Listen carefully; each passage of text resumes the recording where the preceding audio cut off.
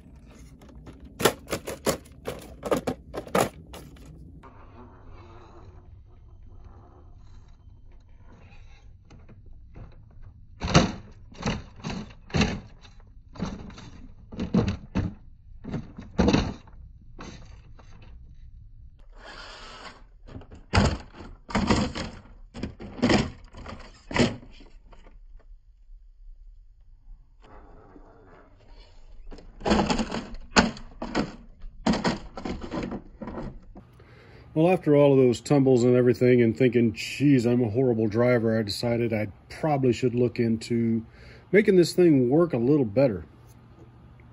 Now, I have to admit that putting the inner fenders in was a great idea. And it lets you move the battery up here and all of that stuff, but there's still a lot more you can do. First, take this thing out of there. This huge freaking battery bucket, it weighs a pretty good amount because it is pretty tough and it's got quite a bit of junk in it.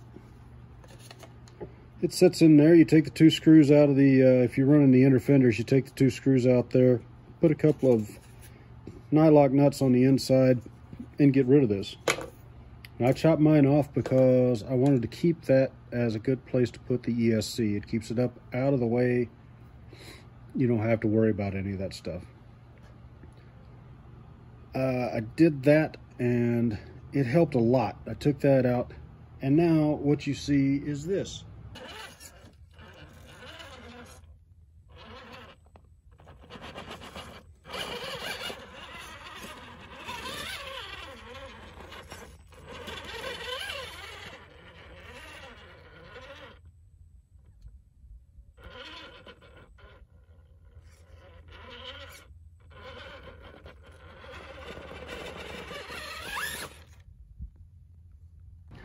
All right, now while I was in here with my chopping tools, I also decided this tiny battery is great, but I need more runtime. Well,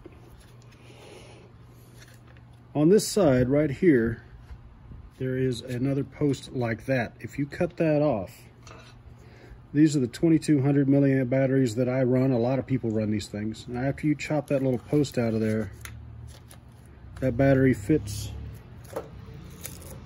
right there. It fits literally right between the slider mounts. You don't have to remove your sliders. You don't have to get rid of anything. You just put a Velcro strap in there.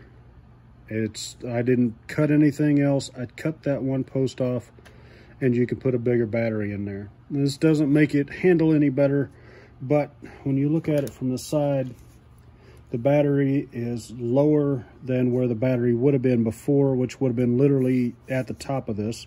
It's lower than the motor, so a lot of your mass is still up top. And when you look at it from here, it's actually lower than the front battery tray that comes with the inner fenders. It's a pretty simple little mod, something you guys should keep in mind if you want more runtime, you want to run a bigger battery, but you don't want that big freaking gigantic freaking food tray in the center. You cut one post off with your flush cutters and you put your battery right there. This is a really common size. I've got like 3 different brands of this same size battery. These gold bats are my current favorite. They work really well. I think that's about it. Now, in the video where I actually made the climb, I was just running this battery. I didn't have the side battery in there. I wanted it to be just like it was when I fell over all of those times. Now, there's a couple other things that I should probably do if I want to make this thing crawl right, and that would be to do the chop job on this back rack. The mullet mod, I think, is what Harley Designs called it. But you chop this thing off and that'll lose a lot of that upper weight.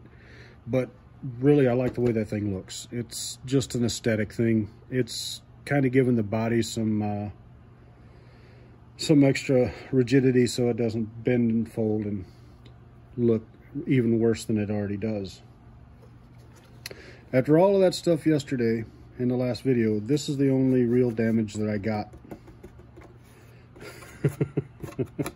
It killed my Proline sticker, put a big dent in the hood.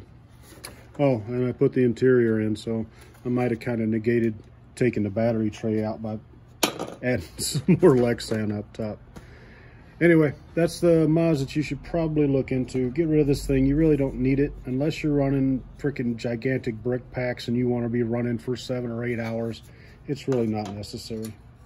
Anyway, leave any questions down below. I got a special one at the end you guys will probably think is pretty interesting. So stick around for that. Thanks for watching. Like, share, subscribe, all of that stuff. Good luck on the trails. Look at that.